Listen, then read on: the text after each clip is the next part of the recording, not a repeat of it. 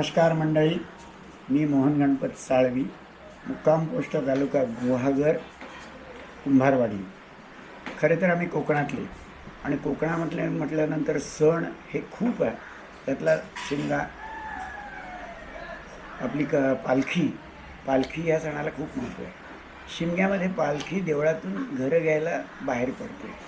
आमचा गुहागर गाव खूप मोठा आहे, त्यामुळे मे महिना संपत आला आणि आत्ता आमच्याकडे पालखी येते. खूप आनंद आणि खूप मजेशीर असा सण आहे.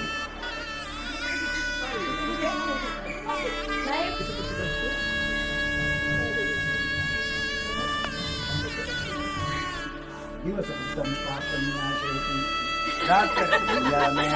रात्रिकृतं पापविनाशयति सायं प्रातः प्रयुज्ञानो.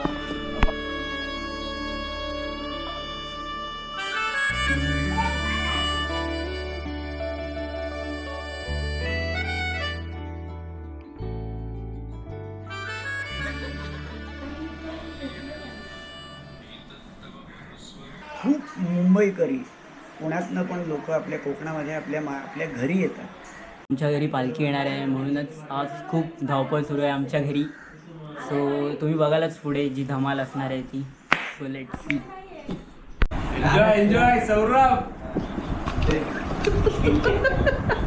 तर आज आमच्याकडे आनंदाचं वातावरण आहे. सगळे आमच्या घरातले सगळे पुणे मुंबईतून सगळे आलेले आहेत आणि एकदम आनंदमय वातावरण आहे घरी. तर खूप मजा येणार आहे. आता आमच्याकडे आता थोड्याच वेळात देवीचं आगमन होणार आहे.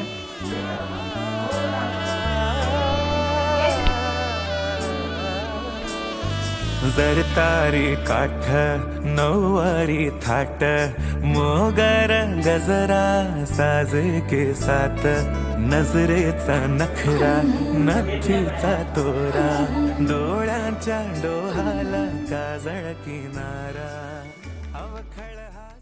देवघरी येणं हा कपिलषष्ठीचा योग आहे असं म्हणायला काहीच हरकत नाही.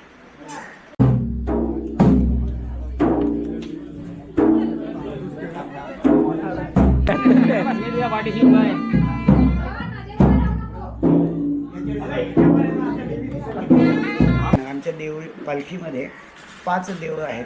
पहिलं म्हणजे व्याघ्रांबरी की जी आमची ग्रामदेवता आहे, भैरीबुवा, जोगेश्वरी, झोलाई आणि चंडकी, अशी 5 देवांची पालखी.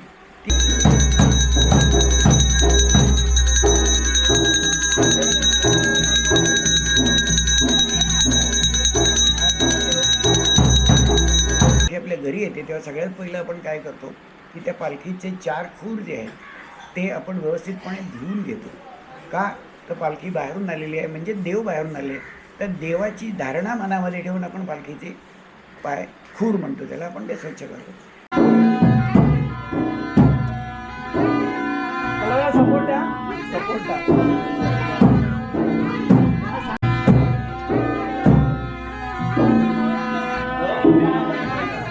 पैकी आसन तयार केलेलं असतं.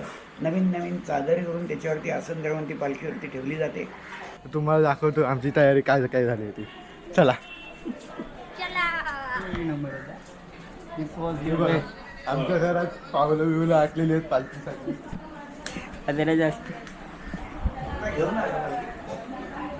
पालखी ठेवणार आहोत आम्ही. सगळी तयारी केलेली आहे, तो बघू शकता तुम्ही. या सणाला माहेरवशिणींना खूप महत्त्व आहे.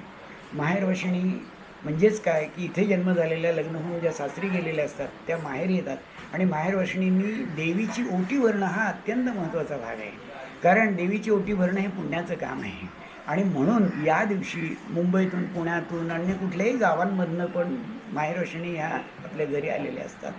माहेरवशिणी ओटी भरतात, सगळे पुरुष पूजा करतात, देवांना हार घालतात, पालखीला सजवतात, दांडी लावतात आणि त्याच्यावरती मस्त माळा सोडतात.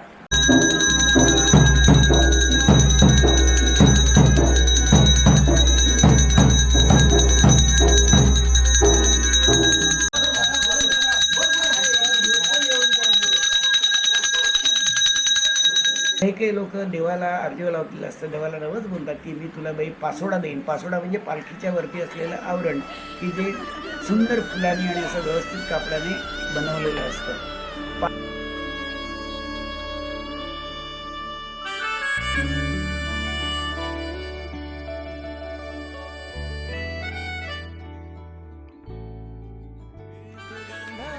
वरी आज माझ्या घरी अवतरली लाडाची नवसाची गौराई माझी बघ हसली मोहरली खुलली कळी मोगराची.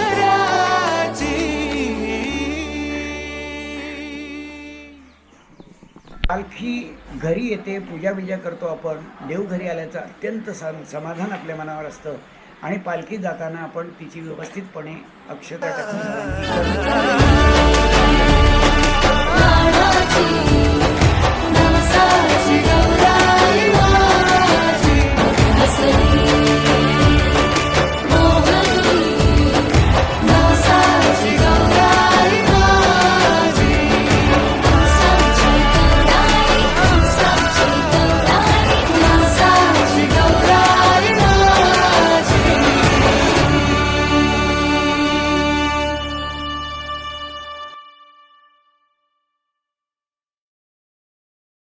अत्यंत महत्त्वाचं क्षण तरुण मुलांसाठी म्हणाल तर ती पालखी नाचवणं. कोकणामध्ये पालखी नाचवणं हा अत्यंत जबरदस्त आणि महत्त्वाचा क्षण आहे. तरुण मुलं खूप वेगवेगळ्या पद्धतीनं पालखी नाचवतात. अनेक पद्धती आहेत. ढोलावरती अनेक प्रकारचं रिदम साधला जातो आणि त्यानुसार पालखी नाचवली जाते.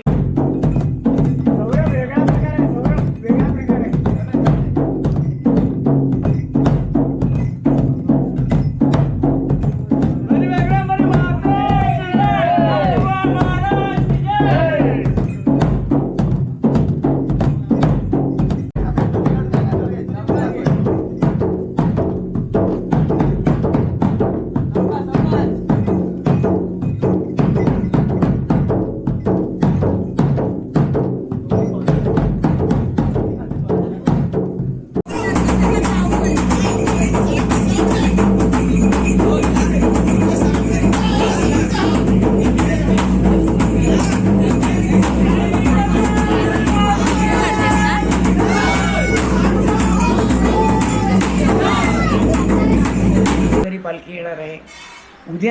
उद्या संध्याकाळी आमची पालखी आहे, ती आमच्या कुंभारवाड्यातून सोनारवाड्यामध्ये जाणार आहे. पालखी आपल्या वाडीतून दुसऱ्या वाडीत पोहोचवणं हा एक फार मोठा समारंभ आहे.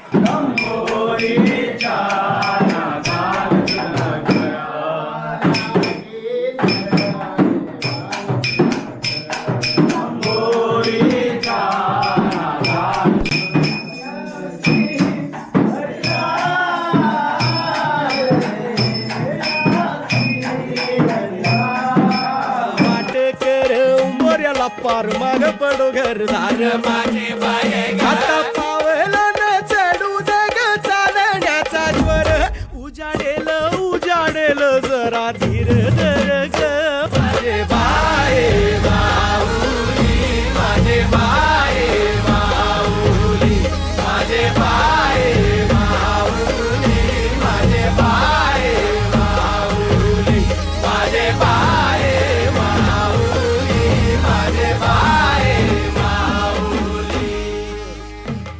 पालखीला नाचवतो, पण यावेळेला पोचवताना मात्र आपण पूर्णपणे हातावर पालखी घेतो आणि ती त्याला मग गोविंद्याचं स्वरूप देतो. गोविंदा गोविंदा म्हणत आपण ती मस्तपैकी नाचवत असं कळत गजरामध्ये आणि मध्ये मध्ये काही 2-3 ठिकाणं आहेत, त्या ठिकाणी आपण थांबवतो, तिथे नाचवतो. अनेक मंडळी गावातली पण तिथे येऊन नाचवतात, आपले मित्रवर्ग येतात, ते नाचवतात आणि पालखी नाचवण्याचा जबरदस्त आनंद घेतात.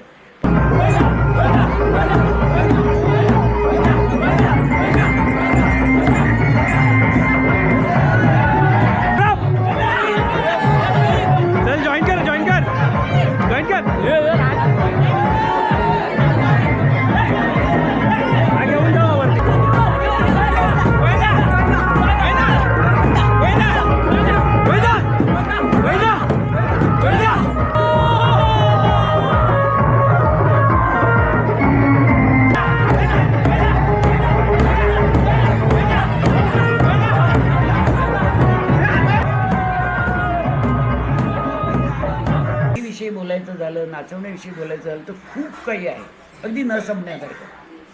पण थोडक्यात मी तुम्हाला सांगेन की हा जो प्रसंग आहे हा तरुणांसाठी, माहेरवासिणींसाठी नंतर इथल्या गृहिणींसाठी सगळ्यांसाठीच खूप चांगला आणि आनंदाचा क्षण आहे.